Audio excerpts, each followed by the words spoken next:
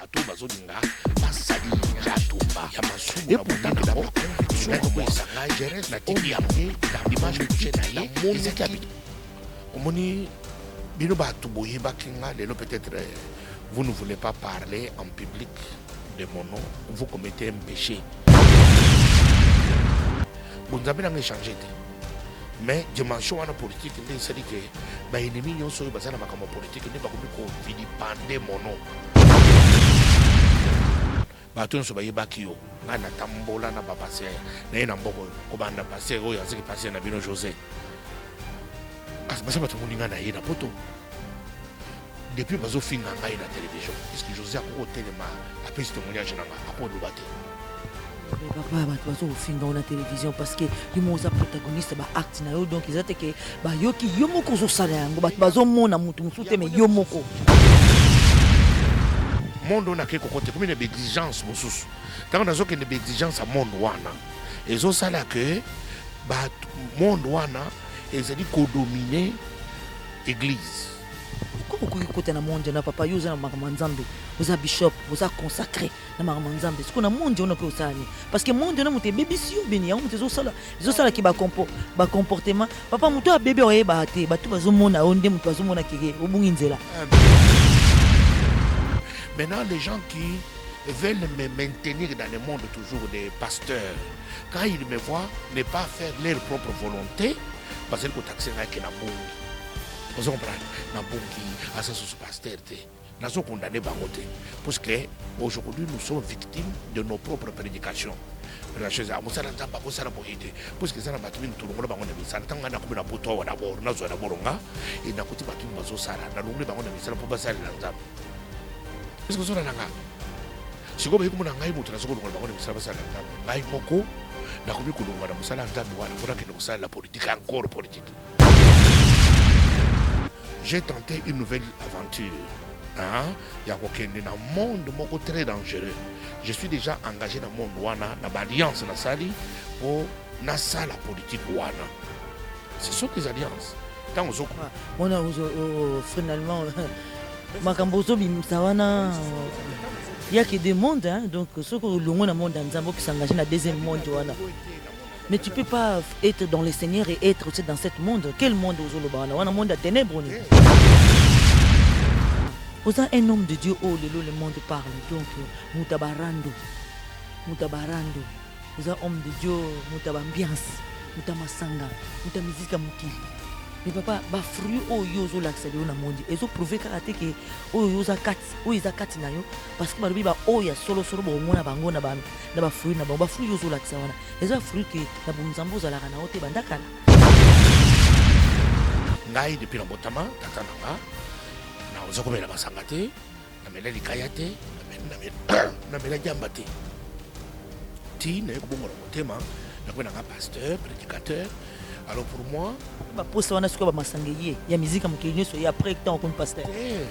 Ti lelo na melate. Na tikala ko bela masanga place ko côté. Ba be toujours kamwa ba polémique ba bi ba melisio masanga obini banzemba bazaiko belé wana. C'est ça ce que je dis la vérité. Jour ngo melakité. Na meli masanga parce que na sikala ba tout. Na zakina mon côté. C'était plus de 60 personnes l'anniversaire na 50 ans. Na ota ko sala 50 ans et anniversaire. Alors ngai na mokili puis na sana mokili na soko lobake na kofitaka anniversaire te mais ce que nous avons appelé ngai na 50 ans j'ai fêté l'anniversaire moi les tina ko bina banzema mokili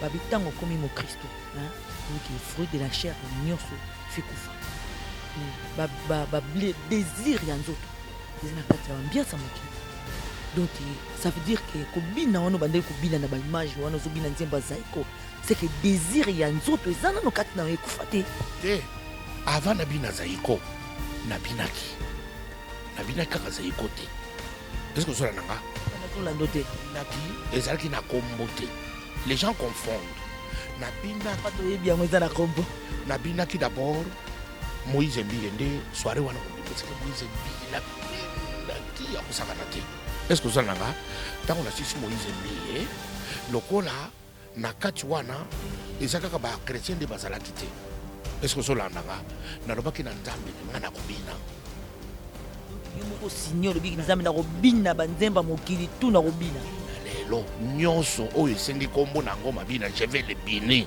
nyonso oyo esengi kombo na ngoma bina je vais le biner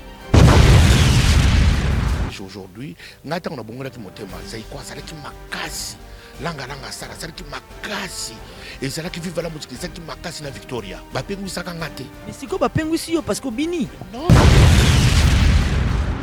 Papa, je me rappelle encore Nazirik Oya Oteya papa olobela oezali makamba mokili zika mokili olobela lokwa papa nanga lelo na moni langage ne changer parce que to landi yo a ozokumisa ke musique ya mokili fezonga la pote ba concert ba nozonga ba makambo ya ba musicien ya Congo kuna mais yo te yango contraire papa Naziriko otelemelango mais aujourd'hui t'arrives yango na bike les gens interprètent.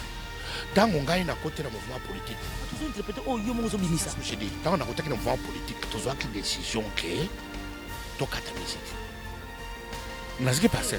Écoute mouvement politique te papa yo politique tu as te biso to yeli yo ah pour papa au simba Bible. Mon Bible au simba kango. Donc tu es dans mouvement wana te to yeli na oyo papa oyo te à dimanche. Bah, tu vois ce que j'ai dit, mais il ne rentre pas dans la source.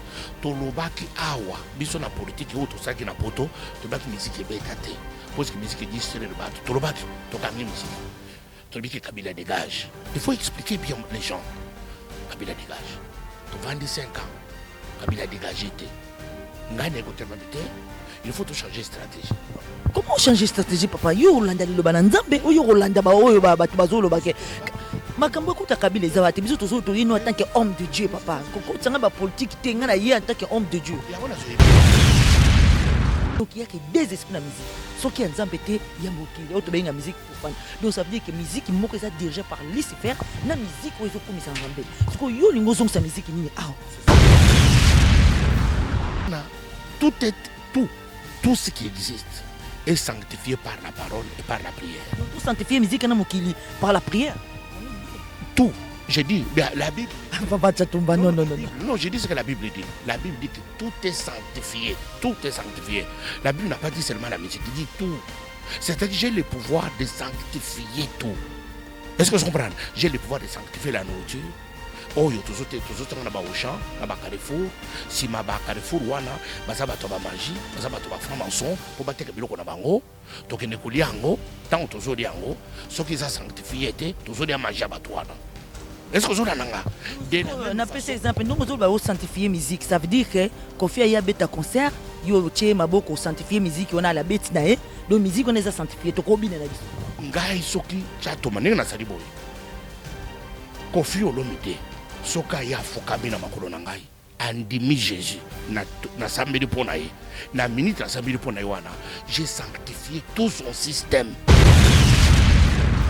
na conviction bi nzambe mukolo 50 au ngai ba prophétise yo en tant que homme de Dieu papa na kati yo lobi 50 ans ba prophétise ngai ke na kokufa avant 50 ans ba prophète et bon vraiment à 50 ans tu glorifies le Seigneur avec la musique mondaine.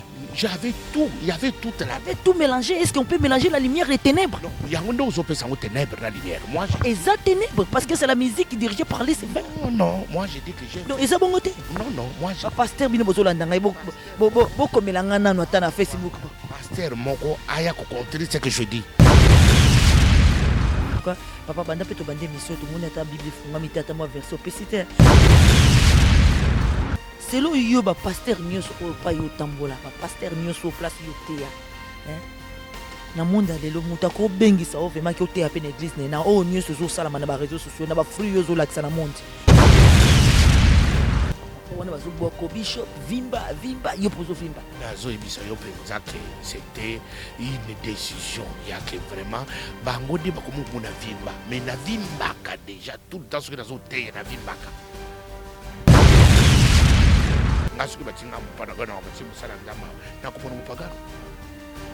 relation na basala nzembe ezala asute te eza mpona sens wana te naza basala nzambe basala ngai ozokola ebele oseyaka o nini eske ata moko alobela o te papa tika bamakambo tika barando tika makambo nazosala basala nzambe nyonso bakomprena ke c'est une option ya vie elobi ke masumu bato mosusu ekomona na to lokola ya bachatumba ceux qui battent on a compte à péché mes frères et sœurs ceux qui battent on a compte à masumu na pesi nzambe masumu na ngai monani avant bato so yebi chato baza masumu abini ya ngai monani mais ya bango isa ya grave et bata mamukulu kubeza scandale.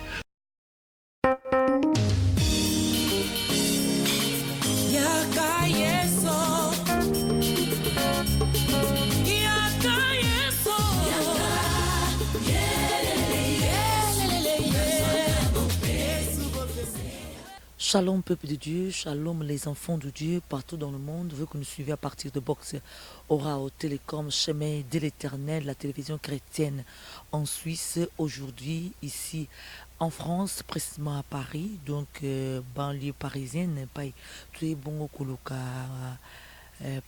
Bishop Chatumba, vraiment tout est bien Boza et Billy, ou Bozolinga quand même Wabiano, Yamituna Nabino. À propos, il y a l'homme de Dieu, à propos, il y a Bishop Tchatumba, à propos, il y a Nyoso Oizolo Bemana, les réseaux sociaux. En tout cas, chemin de l'Éternel, tous ceux qui déjà, Mboulo et Leki, na occasion comme on a papa Bishop Tchatumba na Suisse, na l'église et pas Ibongo à Tambolaki. Et puis aujourd'hui, il y a beaucoup de chrétiens qui se posent des questions à propos du comportement de papa Tchatumba, l'homme de Dieu. Et puis aujourd'hui, pourquoi pas, au lieu que Bilobela, tout l'andangara, Bilobela, tout est comme à porter, il y a un fongoli biso, pe à côté si biso. Tout na yemoko et puis tout quand même ko solo là et puis après sa réponse ya ba o nyoso bazo ko s'inquiéter ba o nyoso bazana mawape o ba manifesta ki mawana bango na micro chemin de l'Éternel na comportement il y a l'homme de Dieu et Bishop Tchatumba bon en tout cas tout l'ingi quand même tout soit version des faits et puis tout atali sabiso selon maloba na nzambe na nyoso oyo ezoloba na nyoso o yemo pas ali protagoniste to ko loba bongo na ba o nyoso ba image nyoso to moni mais avant tout banda na ba détail wana to lingi d'abord na to e ba vraiment appel ya papa Tchatumba e banda ndenge nini nana pesa e titre o ya bishop est-ce que bishop ngo ezalaka vraiment ba misusu ko alobi est-ce que bishop eza kombo ba misusu ba pesa na mokili o bishop vraiment oyo na bunzambe nani mta consacra ye papa na molimo nani azwa ministère wapi akambaka banani pour aujourd'hui il y a un point d'interrogation na ba comportement ya l'homme de Dieu d'abord tout kende déjà coupé c'est mbote papa bonsoir bonsoir chemin de l'Éternel nazane sengo ya koyamba bino ipananga boye kolokangai na Paris je me rappelle 15 ans 14 ans eleki nazalaki epa na bino wana bozakina na bana mike na église ya pasteur José naki na Zurich mobali na yo lelo ye nde moto akotisaka nga na Zurich amemaka nga na motuka amemanga na Zurich nakota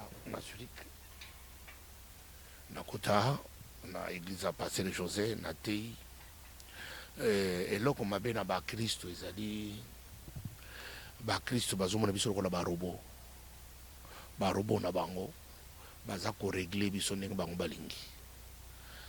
Alors celui qui a la révélation de Dieu il a toujours été en avance par rapport à ceux de sa génération. Alors quand je fus l'autre fois dans votre église on m'appelait déjà charismatique Tchatumba. Beaucoup de gens se posaient des questions. Pourquoi charismatique? Ça n'existait pas à cette époque. Alors, mais ça n'a que un prédicateur à côté a imposé Batumaboko, Batubakoui.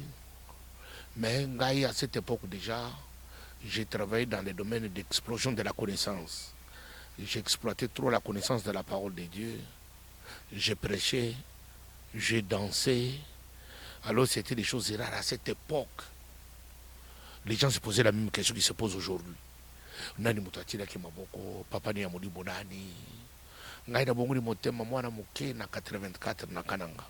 Na ministère Aifa. Oya mama tuboya utikokufa.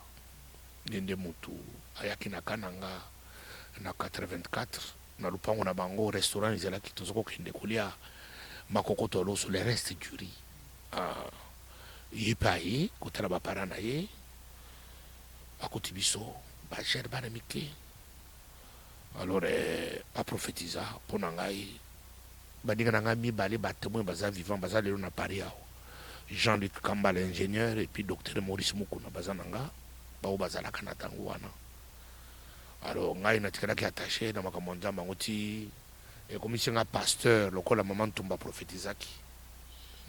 Alors commission pasteur donc yo moko commission pasteur bi ba consacrer quand que pasteur ba moni ki ba fouiller en tout cas aux an appel ou ane ba consacrer. Oui, c'est ça.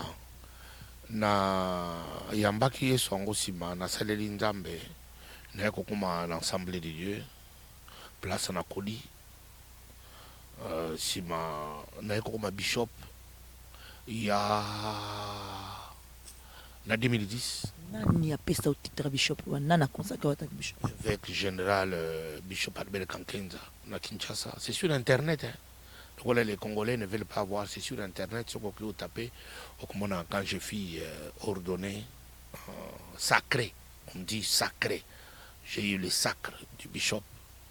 C'était en 2010, évêque général des églises de réveil, Albert Kankenza Mwanambo. Alors c'est lui qui m'avait ordonné, qui m'avait sacré, bishop. Alors bon, au moni bino batu boye bakinga lelo peut-être vous ne voulez pas parler en public de mon nom, vous commettez un péché parce que en dehors ya makamonza menatanga classe mukini ozolanda et ko sala que na côté na politique. Alors dimension na politique wana nde sali lokola ombrage na ministère parce que tant on a côté na politique ils ont côté na monde mibale ils ont une exigence nango parce que monde politique tu vas derrière une idéologie, tu vas derrière des hommes, ils ne sont pas des dieux. Benemi ba ya mutuana ba kumpe benemi nayo ba fanatique ka mutuana ba kumba fanatique nayo yo bi politique na biso ba mboka na ba Afrique ndenge zali ce que mutu balingi était yo komi kolinga ye problème nous soigner comme na marque kanayo. C'est ce qui fait que bunzabe na changer té. Mais dimension en politique ndé c'est que ba ennemi nyonso bazana makambo politique ndé ba komi ko vilipender mon nom parce que je fais toujours des interventions politiques et c'est que terrain wana est très très très sensible. Yango izo sala que tellement que batuana baza mingi répercussion maloba na bango et jouer sur l'église. Batu église ba défendaka ba héros na bango te. Église mon côté passer à défendaka passer te. Serviteur de Dieu à défendaka serviteur de Dieu. Église et défendaka église te. Yango zomona tu te bats seul. Baton so bayeba kiyo nga na tambola na ba passer na ina mboko ko banda passer oyo azeki passer na bino José asbasa bato muninga na ina poto depuis bazo finga nga ina télévision est-ce que José akoko telema apesi témoignage nanga akoko lobate mais papa bato bazo finga na télévision parce que yo moza protagoniste ba acte na yo donc ils étaient que ba yoki yo moko zo sala yango bato bazo mona mutu musute mais yo moko je t'explique monde on a quelque côté comme une exigence mosusu tant on a une exigence à monde wana et zo sala que ba monde wana et c'est dit ko dominer église. Pourquoi écouter na monde na papa yo za na makambo oza bishop oza consacré na makambo ce qu'on a monde on ko sani parce que monde na muté bébé si obeni yango muté zo sala ki ba comportement papa muto a bébé oyeba te batu bazomona onde muto bazomona keke obungi nzela mais batu bazokoloba makambo na bango tant na bungi nzela je dois sentir moi-même. On doit comprendre. La Bible dit l'esprit de Dieu rend témoignage à mon esprit. Ce n'est pas l'esprit rend témoignage au tiers. L'esprit de Dieu rend témoignage à mon esprit que je suis un enfant de Dieu. L'esprit de Dieu. La Bible dit cet esprit intercède pour nous avec des soupirs inexprimables. Vous comprenez? C'est toujours l'esprit de Dieu. Alors cet esprit-là qui rend témoignage là, me rend toujours témoignage que je suis un enfant de Dieu. Me rend toujours témoignage avec des spirits exprimables que je suis un enfant de Dieu. Tu vois le problème? Maintenant, les gens qui veulent me maintenir dans le monde toujours des pasteurs, quand ils me voient ne pas faire leur propre volonté, parce que c'est na bongi. Vous comprenez? Na bongi, assassin pasteur, nazo condamné bangote. Parce que aujourd'hui nous sommes victimes de nos propres prédications.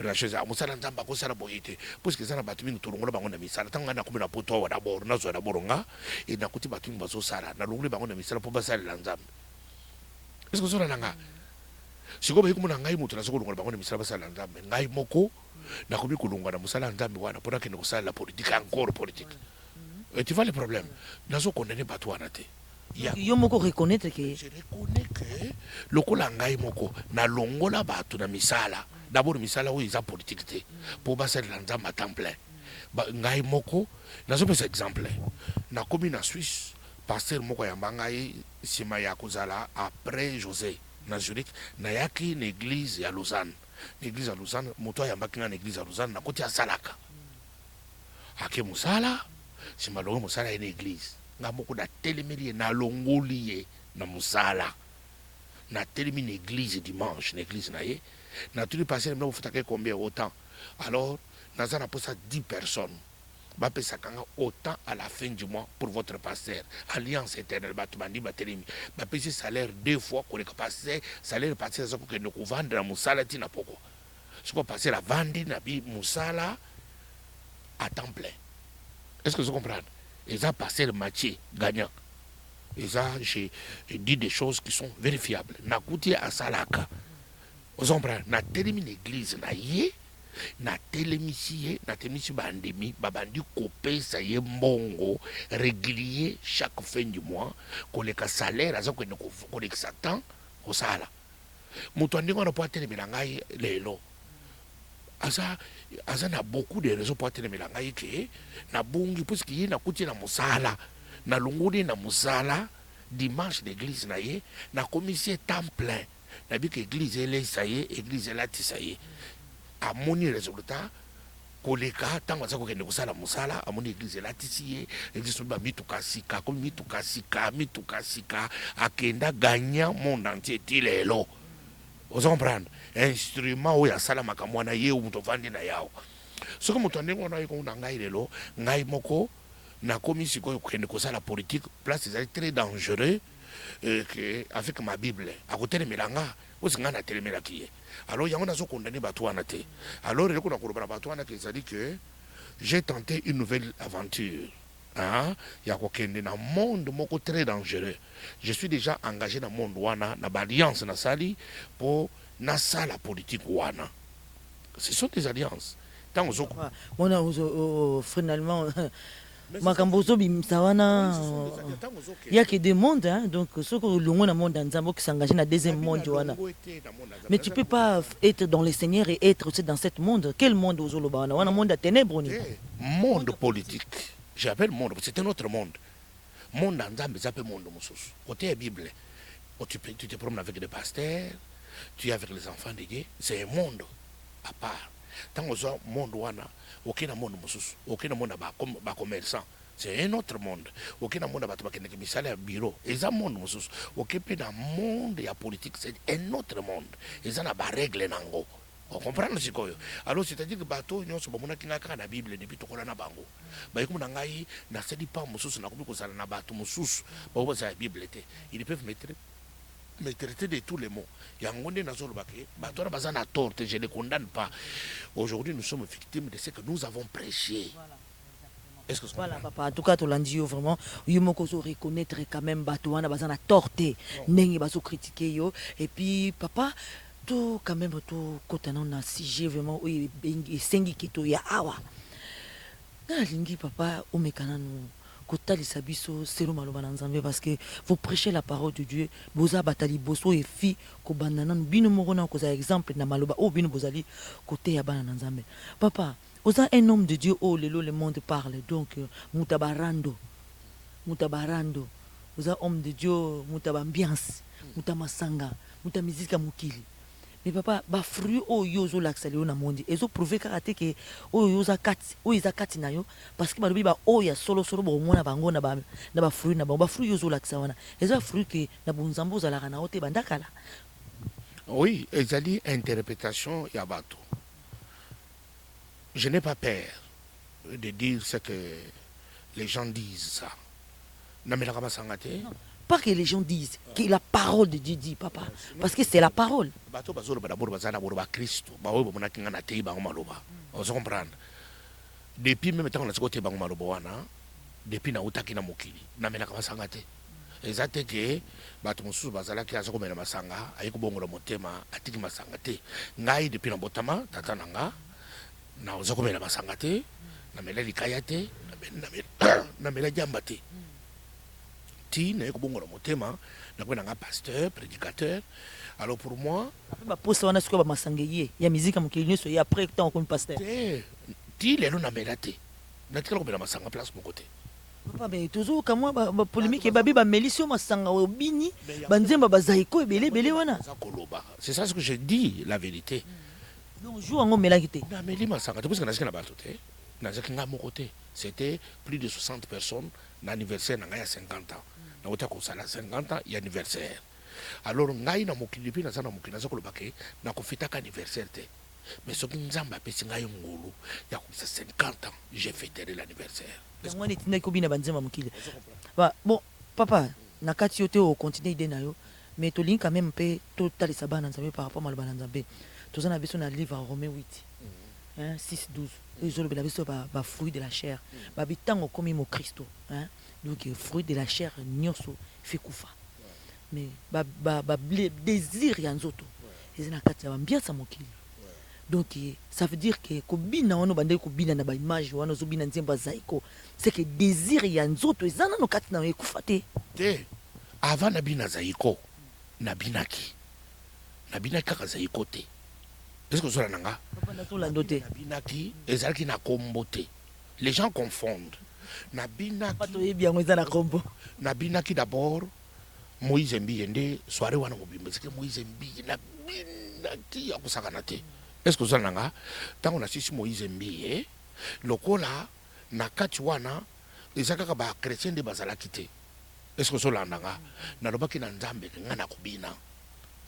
Donc yo moko signor biki nzambe na kobina banzemba mokili tu na kobina. Bina lelo nyonso oyo esengi kombo na ngoma bina je vais le biner. Donc c'est quoi papa ningo lobaki kombo na mabina obinyango mais na conscience na oyebaki ki nazobina nzemba mokili mais na binyango. La Bible dit que ce qui n'est pas le fruit d'une conviction c'est un péché. Ma conviction à moi inaza kobina. Nzemba mokili. Bato bazaki kotala nga nde babandi kopesa bakombo. Abini nzembo boya saiko. Abini nzembo wa kofi, abini nzembo wa fali, bango nde baza kopesa. Mais nga chatumba. Oyebaki te. Na sikika kopina bazo chaka nzembo. Puisque na loi ki musique nyonso ezalaki kuna jiji azali kuna bitia musique na bina. Est-ce que vous comprenez? Ce que bato babandi kotala nga nde babandi kopesa kombo. Oh abini boye, oh abini boye. Ce que tant on a zongi na Bible.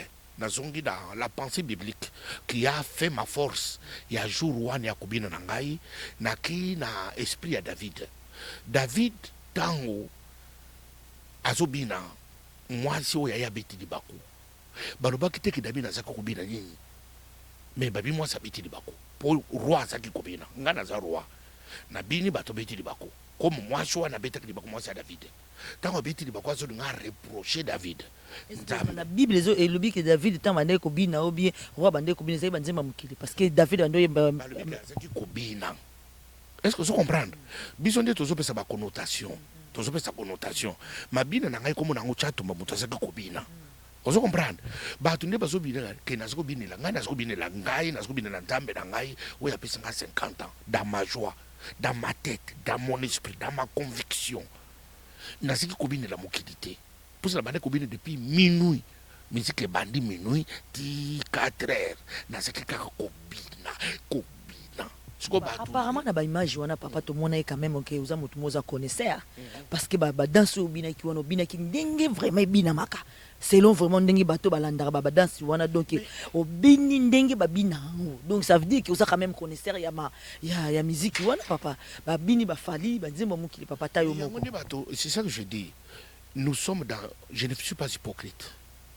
Parce qu'à mon âge aujourd'hui, ngata on a bongo ki motema zaiko azalaki makasi langa sara azalaki makasi ezalaki viva la musique ezalaki makasi na Victoria bapengwisaka ngate. Mais siko bapengwisi yo parce que bini non C'est ce que les gens disent, que croire kobina wana nde na pengu na pengu ite. Papa ba fruit na yo oyo mokili ezolanda papa eza ba fruit ya mosali na Nzambe te ndima pa. Bato nde bazoloba, balobi menga chatumba. Ngai chatumba ye. Faut reconnaître papa chatumba par rapport à ba fruit na yo. Papa oza mutu ya barando ozo finga devant caméra un homme de Dieu. Papa mutu moko te. Na bato bazolinga basali chatumba. Et pourtant que dans ma conviction à moi, je reste homme lié dans mon éthique, dans mon équilibre spirituel. Maintenant, les gens qui interprètent les faits, pourquoi? Parce que tout est chrétien. Nous avons fait de nos chrétiens les robots. Nous avons fait de nos chrétiens les esclaves. Nous avons fait des chrétiens. Tant on passe aux autres éléments, on sait que comme la masangate, on dit que comme la masangate, mais tu n'expliques pas. Ngai na Bible nga na teyaka jamais naza na doctrine ya kobana mutu koloba masanga te naza na doctrine wana te na teyaka ngo pété. Mais moi je prêche l'évangile de Jésus-Christ. Évangile de Jésus-Christ n'est pas réussi nga te na lobana mutu mela masanga to komela masanga te.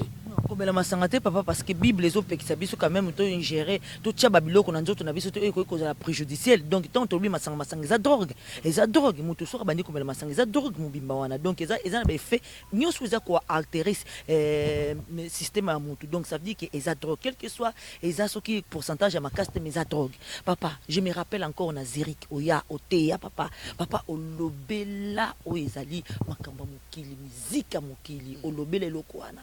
Papa nanga lelo na moni langage no échanger parce que to landi yo ozokumisa ke musique ya mokili faisonga la pote ba concert ba nozonga ba makambo ya ba musicien ya Congo kuna mais yo te yango contraire papa na Ziriko o telemelango mais aujourd'hui t'arrives plus yango na que les gens interprètent.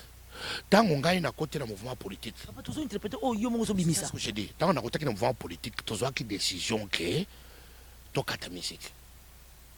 N'est-ce que pas ça? Écoute mouvement politique te papa yo politique to za te biso to yeli yo pour papa au simba la Bible. Mon Bible au simba kango. Donc to yena mouvement wana te to yeli na oyo papa oyo te à dimanche. C'est ça ce que j'ai dit. Bah tu vois ce que j'ai dit mais il ne rentre pas dans la source. To lobaki awa biso na politique ou to saki na poto to baki musique beta te. Parce que musique dit c'est le bateau. To lobaki to kangi musique. To biki Kabila dégage. Il faut expliquer bien les gens. Kabila dégage. Tu vends 5 ans, Kabila dégagé. Il faut tout changer de stratégie. Comment changer de stratégie, papa? Yo Rolanda le Bananzambe, yo Rolanda ba oyo ba bazolo ba ke. Makambo kuta Kabila ezawati biso tozo to yino en tant qu'homme de Dieu, papa. Koko tsanga ba politique te ngana ye en tant qu'homme de Dieu. Ya wana zo yebisa yo parce que ce que to soleka ka ngwana bato ba koyoka te. To kangaka musique. To pekisa ka musique na poto biso ndi to pekisa biso na poto. Musique est bêta. La Zériko Théa Kango lobi musique à mokili c'est un démon parce que la musique est un boulaka d'esprit homme de Dieu aux âmes moussala nzambo au fouillé bango qui musique et banana lola donc il y a que des esprits la musique ce qui est nzambe te ya mokili autre benga musique profane donc ça veut dire que musique moko est dirigée par Lucifer na musique ozo komisa nzambe ce que yo lingo zong sa musique ni c'est ça ce que je te dis poto lingo zong sa musique ni je rentre dans d'une petite dimension exemplaire. Tout ce qui existe est sanctifié par la parole et par la prière. Tout sanctifié musique par la prière. Tout. J'ai dit, la Bible dit. Non, j'ai dit ce que la Bible dit. La Bible dit que tout est sanctifié. Tout est sanctifié. La Bible n'a pas dit seulement la musique, il dit tout. C'est-à-dire que j'ai le pouvoir de sanctifier tout. Est-ce que je comprends? J'ai le pouvoir de sanctifier la nourriture. Oh yo toujours na ba Auchan na ba Carrefour si ma ba Carrefour wana baza bato ba magie baza bato ba franc-maçon pour bateka biloko na bango to kene kolia yango tant toujours yango ce qui ça sanctifié te toujours ya magie bato wana. Est-ce que zona nanga on appelle ça exemple nous zo ba sanctifier musique ça veut dire que Kofi ya beta concert yo che maboko sanctifier musique on a la bête na donc musique on est sanctifié to ko bina na biso ngai soki chato maninga na sali boy Kofi Olomide soka ya fokabi na makolo na ngai andimi Jésus na sambeli pona ye na minute na sambeli pona ye wana j'ai sanctifié tout son système. Donc musique na atako to ba kombo ba liste faisant na kati batu ba kobina na bango na yebisi yo boye bato babina ka musique wana même parmi ceux qui sont encore là il y a les élus de Dieu. Que nous, ah voilà, biso bato tous déjà n'angambo à Christ ba chrétien, tous dit que ça la comme si la liste de ceux qui doivent nous rejoindre, comme si elle est déjà clôturée. C'est-à-dire que nous faisons l'amalgame. Il y a que bango de bato à Satana, besoin de bato à Nzambe. C'est là où le piège de l'ennemi. Est-ce que vous comprenez? Même la Bible dit, parmi les enfants de Dieu qui sont là, il y a aussi les enfants du diable. Et la Bible dit, laissez les livrets et les blés croître ensemble. Les chefs de la moisson, ils savent faire la différence. Mais bien sûr, toujours ça la différence. Nous faisons l'amalgame. Et puis nous nous trompons. Tu dois comprendre que l'élo, je te parle par expérience, hein, nous croyons, bis bateau tous à l'église, au vendre une église dimanche. Nous croyons que bateau se vendre une église en bazaba nzambe.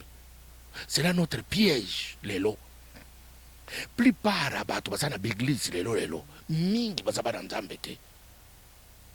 Satan nous a infiltrés. Ba vandi na kati na biso. Mais ba nzambe te. Okubona na ngambo toujours bana satana bana nzamba bazana kati. Mais nous formons la porte pour dire que non wana bazabana satana bazabana nzambe te. C'est là où les Satan, c'est la raison pour laquelle au monde lelo zoa yo mutoza na chemin de l'éternel, une grande télévision. Fongoli kamona zo biso lelo. Lelo l'église est en danger, pourquoi? Et regardez toutes les prédications qui se tiennent à l'église aujourd'hui. Aujourd'hui dans les églises pour Batubaya, il faut taire sorcellerie. L'église, aujourd'hui, pour Batubaya, il faut taire des démons. Aujourd'hui, dans l'église, on ne prêche plus Jésus. La sanctification. Ce côté Jésus, l'église, les lots. Mais ce côté, il y a délivrance. Au côté, il y a sorcellerie, balien. L'église est ton époux. Ce côté, il y a l'église. Il y a délivrance, il y a sorcellerie. Délivrance à balien. Il y a Nzambe, il y a Satan. À Paris, moi je prends l'exemple de Paris que vous voyez. Paris c'est plein des églises, des gens pleins. C'est là où on prêche que la sorcellerie, elle est liée. Ce côté sorcellerie l'église. Côté lié, ce côté l'église, c'est là le grand piège. Vous comprenez? Bino besoin d'un chemin de c'est une grande télévision évangélique. Bon mener banquet ouana. Qu'une église au passer la terre à Jésus. À terre évangile, voilà, à terre évangile. Mais qu'une église au passer la terre à sorcellerie. Lien, délivrance. Au coût à combien de gens? Batouana bazo sarbango délivrance matin midi soir. Plein des églises là. Bazo te bango sorcellerie là bas lien. Ce qu'on t'a sur 300 femmes qui sont là-bas, au coût de 30 femmes qui sont en mariage stable. 270 femmes, basa ko délivrer bango balien, basa na mabalate. Mais bavali ko bapesa kadi mo pesa ko frande basa le ba 2 ans, ba 3 ans, ba 4 ans. Mabala ngo zongo na te, mais balongola ka bango balien ya célibat. Siko yo église on bato basa na kati wana, basa ya nzambe to basa ya Satan. C'est là le grand piège. À mon âge aujourd'hui, j'ai compris l'église. J'ai compris que l'église est déjà piégée. Nous devons retourner à l'évangile de Jésus-Christ. Évangile est bon, qui sont motema. Tant que papa ou bazaki na baage na biso. On comprend. Évangile est bon, qui motema. Tant que banyoka longo bazaki na baage na biso. Lelo bato bazobi na banzembo ya lelo. Ya bafali, ya bawera, badi. Neti yo mon pendongo zobi nango. Banzembo ngote. Mais tant que Jésus ko kola l'évangile à Jésus est bon, qui sont motema. Tout ça qui bato nyonso na quartier ba yibi kombo nzembo langa langa soka lubu mebimi. Bato so biki langa langa sala banzembo boy. Mais les lorsque bato ni ata moto akene kana concert ya fali. Kombo nzembo ayibinete. Mais akene kobina. C'est-à-dire qu'aujourd'hui même la musique là ils ont la puissance ya quoi tirer biso isate. Biso na tango to bongola ki motema. Musique ezaki na puissance ya ko sakadate. Mais et kangaka bisote. C'est-à-dire que à mon âge ici, musique est kanganga ite pour pengo sangaite. Je considère mais que ozo se contredit yo moko papa yo lobi ke na tango kala ba musique ezaki na puissance et kanga ki yote mais kangi yo ndesi koyo. Et kanganga ite ngai na serika ngona volonté nanga. Quand vous me voyez danser, on m'a pas piégé. C'était la chair. Non, ce n'est pas la chair, c'était la conviction. Parce qu'il y a une différence entre chair et conviction. J'avais fait une déclaration prophétique. Na conviction binzambe mukolo 50 au pesingai. Ngai ba prophétiser. Yo en tant qu'homme de Dieu papa nakati yo lobi 50 ans. Ba prophétiser ngai ke na kokufa avant 50 ans. Bah prophète. Papa. Et bon, vraiment à 50 ans, tu glorifies le Seigneur avec la musique mondaine. J'avais tout, il y avait toute la... Avec tout mélangé. Est-ce qu'on peut mélanger la lumière et les ténèbres? Non, il y a un autre ténèbres, la lumière. Moi, et ça ténèbres, parce que c'est la musique qui dirigée par les sévères. Non, non, moi j'ai dit que j'ai... Donc, et ça bon côté? Non, non, moi j'ai... Pasteur Bino Bozolandanga, beaucoup mélangana na Facebook. Pasteur Moko, aya ko contrer ce que je dis. Ce que j'ai fait les jours là, c'est ma conviction. Ce qui n'est pas un produit d'une conviction, c'est un péché. Conviction n'angaï, et le bac que ce que j'ai fait aujourd'hui, c'est pour glorifier mon Dieu. Ça, c'est le désir de la chair. Au livre Romain, ils ont le papa, et Koufaté. Les désirs de la chair, ils sont encore là. Les désirs de la chair, ça veut dire que je suis conduit dans ma vie par la chair. C'est ça le désir. Mais c'est ça le fruit qu'on a vu, papa. Bah, image tout le monde. Image monaki wana, eza image ya mukolo na ngai ya gloire, mukolo na nkembo, mukolo nga na botama. Mukolo nga na botama na tata. Commission on a louange et adoration, nous avons commission à 50 ans, mais pas les fali, pas les aïkola ngalanga quand même. Nga na botama na tata nga na mama na ngai. Tata na ngai baki Jésus te. Mama na ngai baka Jésus te. Mukolo na botama. Cérémonie basala na yebate kombo nango. Mais na botama na kufate. Est-ce que vous avez alors on a considéré date wana et comme ça 50 nanga na considéré que ça mukolonga na botamaka c'est-à-dire que mukolonga na botamaka c'est le mot basala nene yebate yango ndepe na yebini na yembi na komisi nzambe na ita wana c'est-à-dire que ça n'a rien changé. Vous comprenez ngai pour ngai ba na nzambe nso sokolo na ngai je reste bishop Chatumba de charismatique le pasteur people mukolo wana ya 50 ans ngai na sala ki veut pas na nzambe nzambe soko kukisingai lokola la fille de Jephthé lokola l'enfant de Jephthé lokola bato nyonso basala ve pa na nzambe ke nzambe na likolo soko kumisingai boye na kosala lo boye.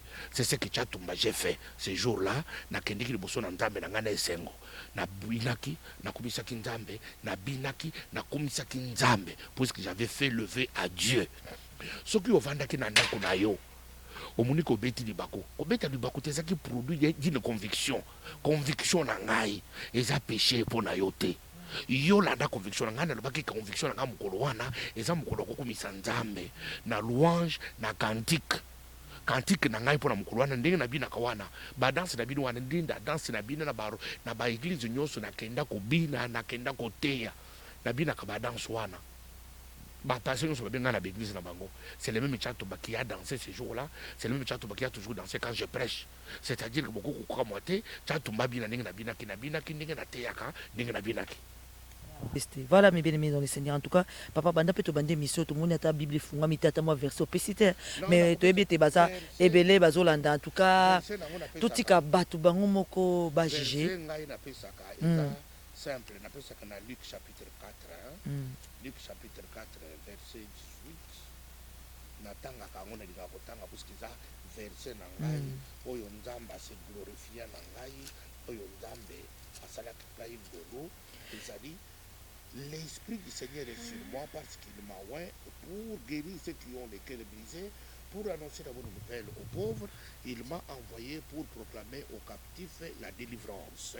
Et puis et aux aveugles le renouvellement de la vie pour renvoyer les libres les opprimés. Ça, le Seigneur m'a. Oui, papa, quand on a la Bible, on a la Bible, on a pas poté quand on a Matthieu 7. Matthieu 7, 15, 20. Matthieu chapitre 7, verset par le c'est donc à leurs fruits que vous les reconnaîtrez. Beaucoup de bango, nambouma na bango. Quand on parle des fruits, les fruits, ce n'est pas les gens confondent les fruits. Ponzete et botambuma. Il faut nzete comme là, mbuma ibima. Vous comprenez?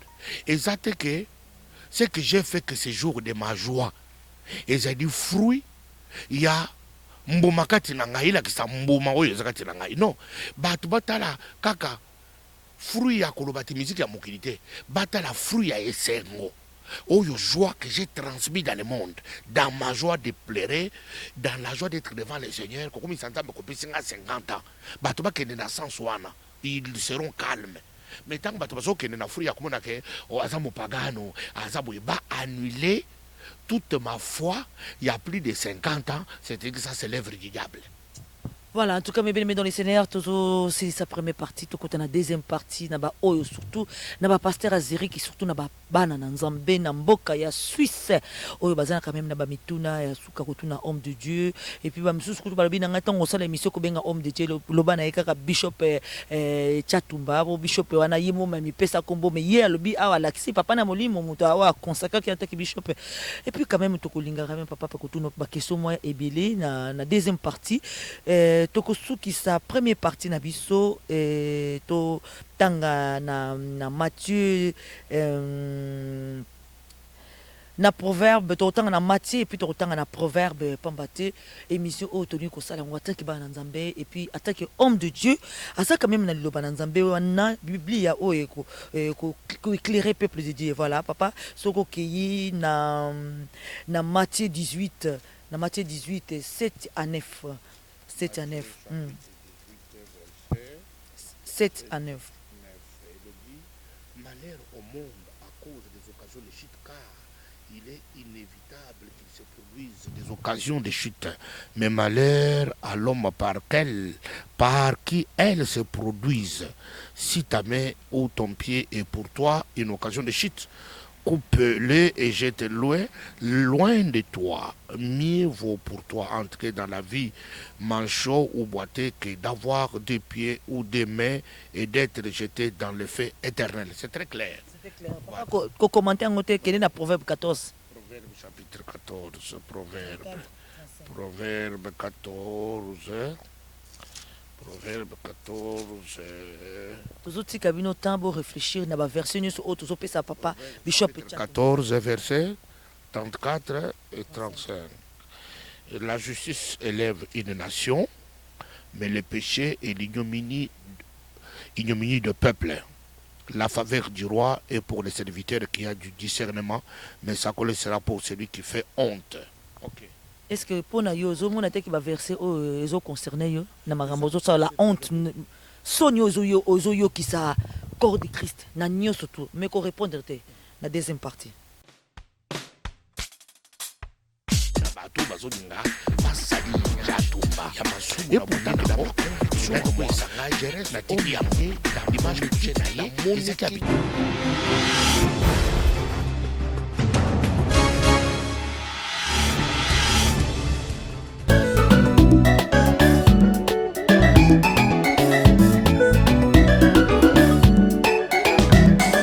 Merci, yeah, yeah, merci, merci, yeah, yeah, merci, pour le chemin de l'éternel. Opesi biso zela ya solo ya bakristo tango nyonso toza na bosenga ya losambo mateya nyonso kaka chemin de l'éternel.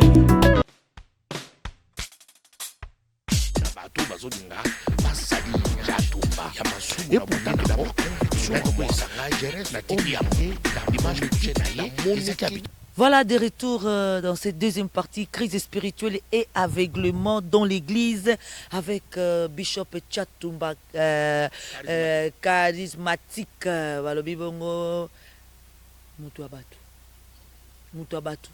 oiseau se retrouver seul contre batu bele. Papa, c'est là yo ba pasteur nyos o pa yo tambola, ba pasteur nyos o place yo teya, hein? Na monde lelo mutako bengisa o vraiment ki oteya pe na église na o nyos zo sala na ba réseaux sociaux na ba fruit yo zo lakisa na monde. Est-ce que pasteur moi ko zo su courage zo yo ati on église oteya? Baza na raison ya ko babenga ngate pona nini? C'est plus pour la conviction politique. Et ça sur le plan doctrinalité. Aux Hollanda, na zui couleur politique. Na affichango en public. Sikoyo bandimo baza ko composer ba église, bazali peut-être contre politique na zoko sala. Alors passé faut battre l'église na. Et c'est sur le plan des doctrines de l'église. C'est parce que je n'ai pas changé. Je suis toujours Chatumba les mêmes. On comprend. C'est ce qui fait que va passer sur le plan, il y a politique. Alors, l'église, mais sur le plan, il y a doctrine de l'évangile. Je suis resté déjà, je prêche la même chose que prêche. Voilà, papa. Ils ont un bateau qui est là. Puis ba bondela ki ba kota ki ba jeune na tina na yo. Na zolo bana ba oyo baza na Suisse, o bazola ndangai, ba oyo ba yeba ki ete lelo na kokuta na yo. Et puis ba o bazo olela mama na misu na likambo na yo. Pozana bato oyo tia maboko na Zurich. Papa, o sala plein moko na église Miss. Pasteur José, o tia bato maboko. Ngamoko complot tia maboko. Mitango nazo mona ba bêtise na ba réseaux sociaux papa nazo mais papa wa transmettre ki ngani. Pas tango ozo tia mutu maboko papa. Aux autres transmettre quelque chose. Tant que yo moko za ma bezo qui n'est pas mutu. Mais vraiment elo kona tobi bato bazo lela. Balobi kala mingi te awa papa o reconnaître que ça la ki mabe. O leki na chaîne chrétien songolo otandi ma vérité. O lobi ki na ye ko senga nzambe na nga pardon. Na nyonso mabe na salaki. Papa ofungoni obimisi tout. Obi ki ba demo ton ba kenda ton ba zonga ka ezara facette. Na minute ba bazo calculer ba copier ba demo bazaka tina yo. Non, les chrétiens oublient. Nos confessions, nos déclarations de repentance doivent être permanentes et quotidiennes. Moi n'entends solo. Il faut chaque jour, chaque tongo, chaque pourquoi. Atelema, atubela pour na makambo sali. Monyage, ya masumu na bondi nango et dingaka ko isangai na tiki yango. Dimanche prochain naie, j'ai ça qui habitude à l'église. L'église il a son habitude wana te. Et habitude wana son l'église te.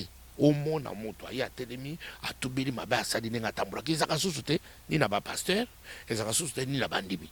De l'église comme un robot. L'église est comme hypocrite les cas. On va poser une question à bango biso pito memelio, hein papa.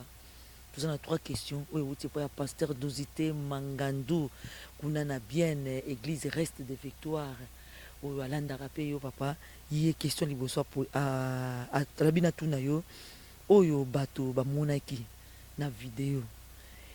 Les avis na yo, il y a tous les jours ou bien ils a na occasion wanande ki au salaki ba blora bon. Wana zolo ba référence il y a vidéo o ezotambola. Il y a ba image na yo zobina. Penda mukolo wana. Ça vit noya tous les jours. Non, on a yaki mukolo wana penza ezalaki décision. Yakena sepela parce que mutu so ko 50 ans. Et puis d'une part aussi vinanga tous les jours, je suis caractérisé par la joie de vivre. Papa, balobi ki lisusu deuxième question. Peut-être le kola wane ko kana lisu te olingo sala moi bezo bima souvent mokina ba polémique ya ngwana osala ki vidéo ndima ki osala vidéo nous obina bazai ko na pour balobela lisusu ko bindenge.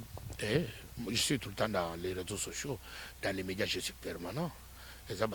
D'abord quand les gens filmaient, moi je n'étais même pas là.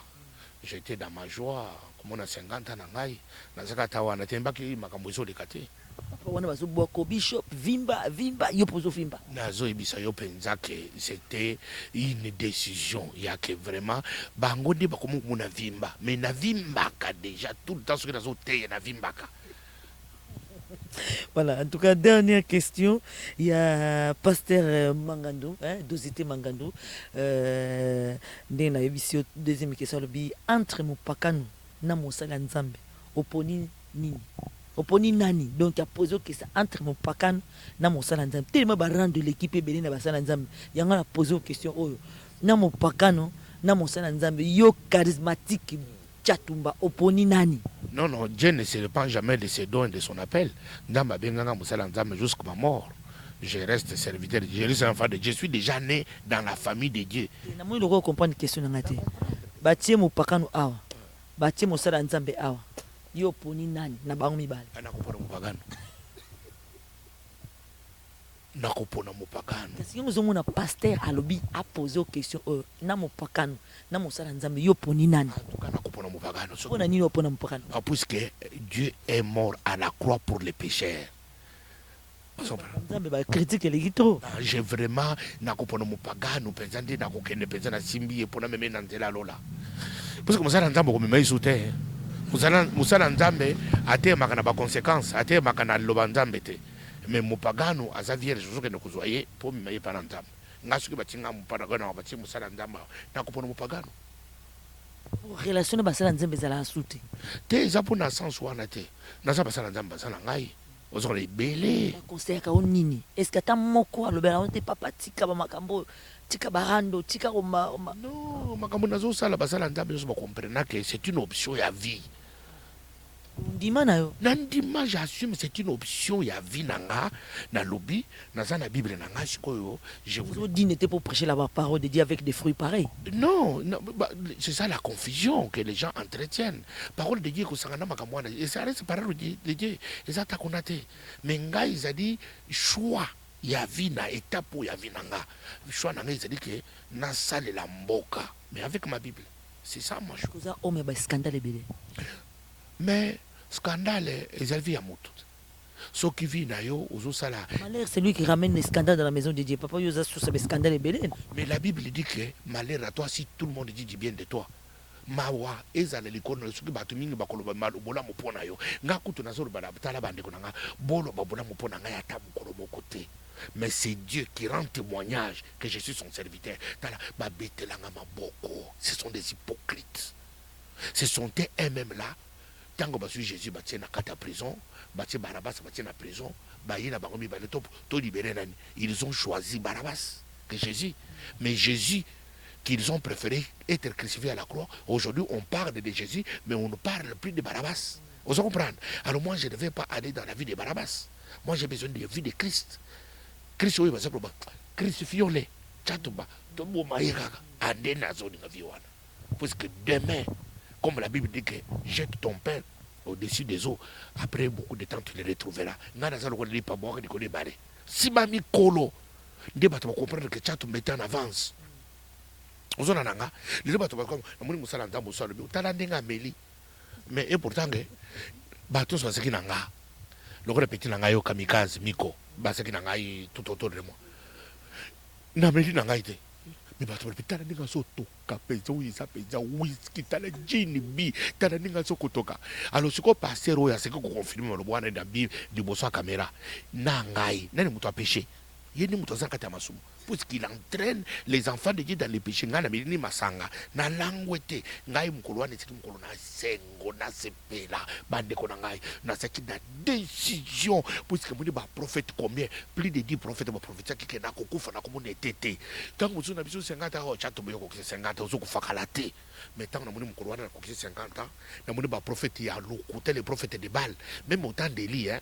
Élie a tiré qui moko, il y avait 450 prophètes de Baal et 400 prophètes d'Astarté. Mais Babengi moto, parce que 850 moto kitate. Mais Élie est moko moto kita. Nganaza le temps d'Élie. Oh, le prophète a tiré la kaye moko en face du prophète de Baal. Botala milititude na bango anate. Au monde bango basala ndambe parce que basala ba organisation basala ndambe. Botala milititude na bango te. Ce sont des prophètes de Baal. Ozona nanga, basala ba prophètes, ils font des choses en secret très ignobles. Ils ont la haine.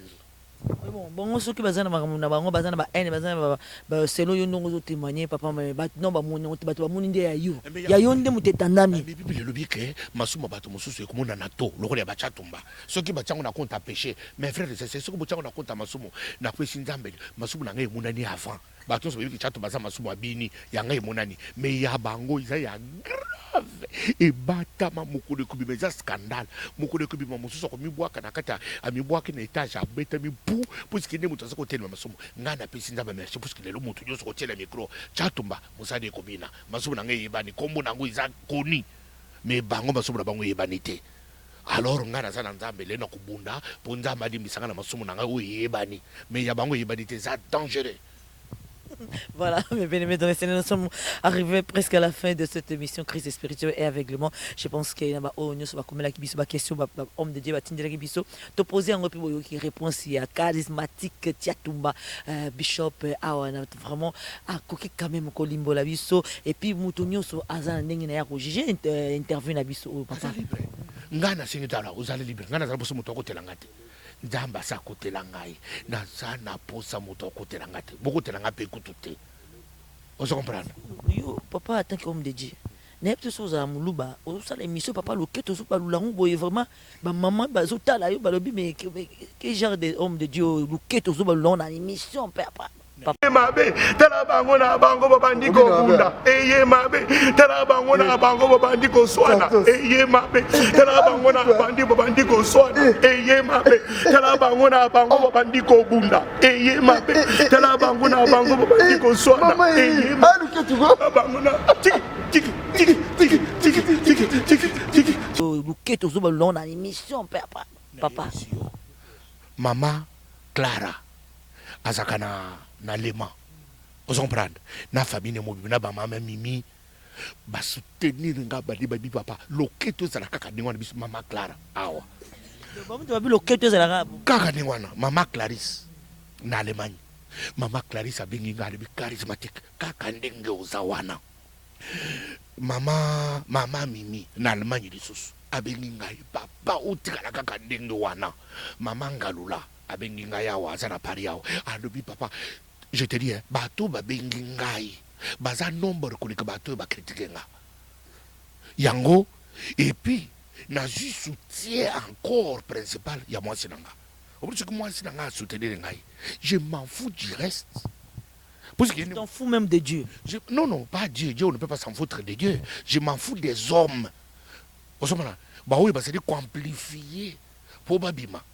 Mon sous soit bien un journaliste, lui papa, tika. Nabi bananga na dikambo na yuda finga yo mais makambo libi za sol mais po ba yo kanga ifuna finga yo pona bima est-ce que siko bato bakoma journaliste azo finga chatumba mupagano chatumba boy na buto abengi abivie obi na finga yo funa bakisani na bakisini susu mafinga siko azo ya kobibisa bana nzambe azo ka azo sala nzambe alors ngai na sa chatumba je n'ai pas deux faces, je n'ai pas double face, j'ai qu'une seule face. Bubningi na sa ndinga na salaka liboso na nzambe pe liboso na bato. Masumu musanango to salakango et puis to tubelaka yango soki moto albino ka salaka masumu to akosi on fait des dieux menteurs. Si la Bible dit, si quelqu'un dit qu'il n'a pas péché, il fait des dieux menteurs et la vérité n'est pas avec lui. Ngai cha tumba na salaka masumu pe ngai nzamba azali wana po to tubelaka masumu atikaka biso alimbisaka biso mais yango nde makile na Yesu ekendeki na ekulusu pona masumu na biso mais soki tokosala masumu te makile Yesu ekosala mosala nini? Il faut aussi que masumu pour musala masumu et makila Yesu ezala musala. Papa balobi ke ngolo bate pour toujours vivre temps ya grâce ya ngona fito multiplier ba péché na biso pour toujours vivre temps ya grâce, la Bible qui dit ça. Eza bongo. Ça ko yo ko mitunda na péché te.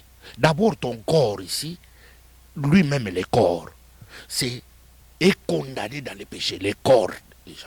Mais papa, mais ceux qui corona ils sont condamnés sous dans les péchés, c'est que spirituellement ils ont coufa vraiment totalement. C'est ce que la Bible dit que le corps, pas mon corps, tous les corps humains, aussi longtemps que nous demeurons dans ces corps. Esprit nzambe kati na fait condamner le corps na nzato. Pour nous autres on a esprit bakindanzela mo. La Bible dit que aussi longtemps que nous demeurons dans ces corps, le péché est à nous.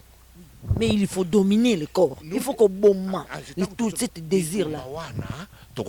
Jusqu'à la fin de ma vie. Mais ceux qui n'a pas péché, il fait des dieux menteurs. La vérité n'est point à lui. C'est ce que la Bible dit. La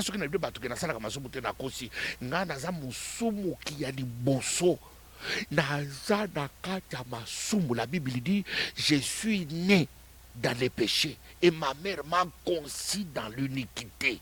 La Bible dit ça. Né dans les péchés et conçu dans l'iniquité. Alors c'est-à-dire que nazo bundami kolonyoso pona masumu eleki trop yango de makina na Yesu na croix pona ngai. To kota débat na pasteur wanate yo lobi ya répondre yo ezabongo. Vraiment to comme na suka émission pour éviter charismatique à Mélanie radio. Pourtant va présenter na ziri ba bien Mela radio et puis na moni radio on tire les ala ngora. Pour ça to tikali ya to lala a tourner biso. Donc voilà, to landi après ces explications ndenge apesi so a convaincre binote on les abino bo interpréter news o ya lobi ndenge na bino lobi bo interpréter ndenge na bino mais ya lobi esengeleki aloba to comme na suka papa message suko tika pitoka bona message suka ata yo passer okoya o sala matin no dikola matin na ngai oza libre na lobi te que matin na lobi makama na lobi de vérité est la parole de Dieu. Parole de Dieu est interprétée par chacun de nous selon la portion de son onction. Yango de tozaka na doctrine moko na mokilité. Yango ngacha tumba na tika masanga. Mais passer musoko yoko vendre na tika masanga. Obundi déjà nous prêchons le même Jésus, mais nous avons des visions différentes. Ata oye, ko karisite ke makambo ko contre ngai wana de vérité te, eza portion ya vérité ozanango.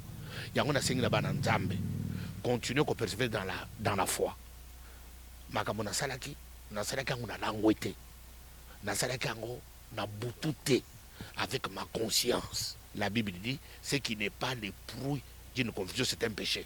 Ce qui n'a pas bien na yeba ki makambo nasali te wana nde na lukuta na yaki penza na lobaki ke lelo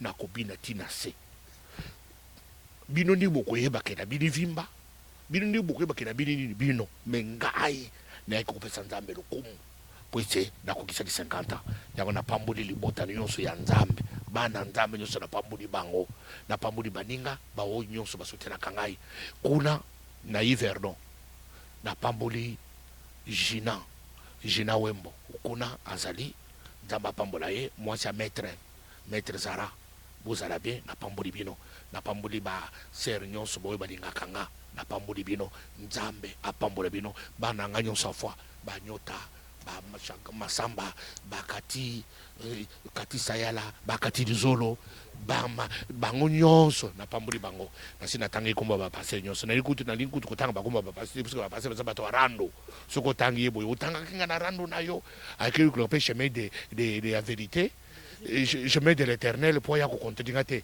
ba passer bo sala monde na bino ngacha tu banaza na monde oyanga.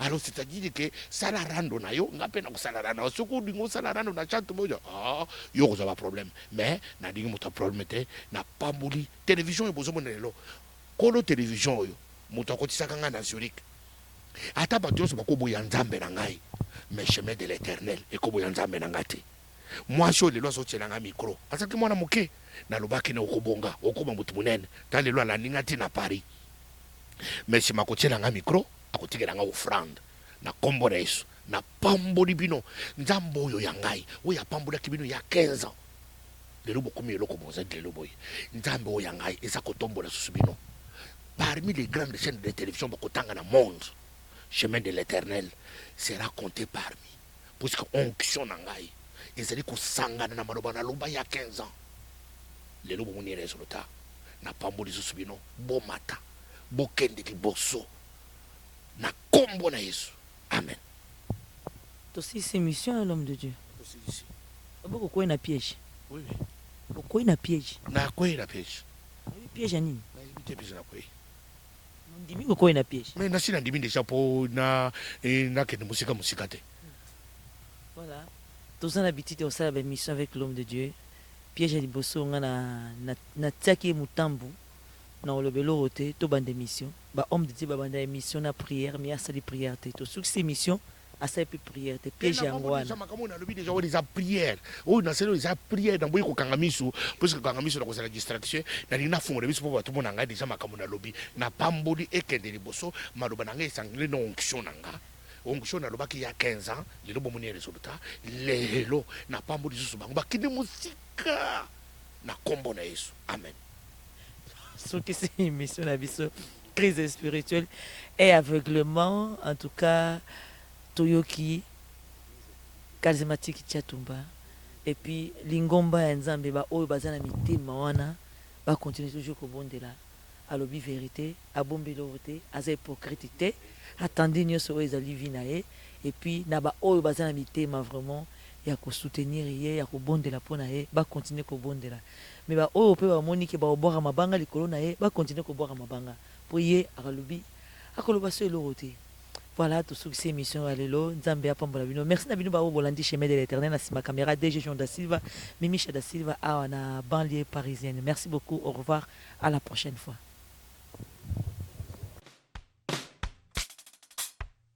Bato bazolinga basali